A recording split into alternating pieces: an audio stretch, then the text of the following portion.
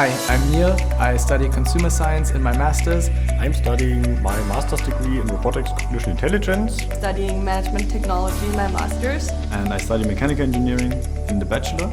Sustainable management and technology.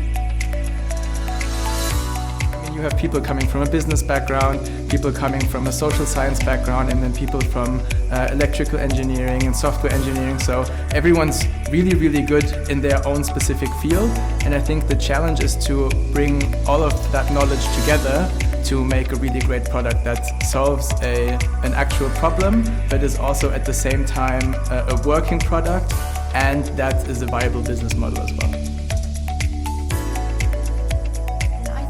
One of the biggest challenges for us is to standing on the stage in front of so many people to pitch our product.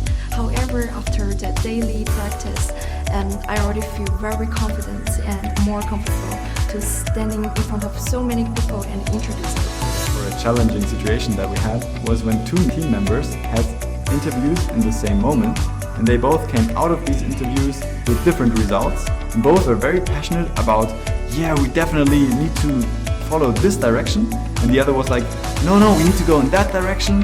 And then 5 minutes later there was the pitch of the day, so you had to present one of the ideas and show what your progress was, but the communication did not happen yet in the team, so that was challenging. But afterwards we took our time, we sat down, everybody talked, and then the next day basically we solved it and everybody agreed on it and everybody liked the new direction.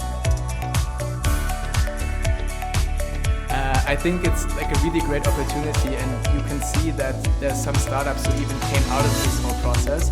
So the very worst case that can happen to you is that you really learn a lot in 2 weeks, and the best case is you have a company afterwards. So just do it.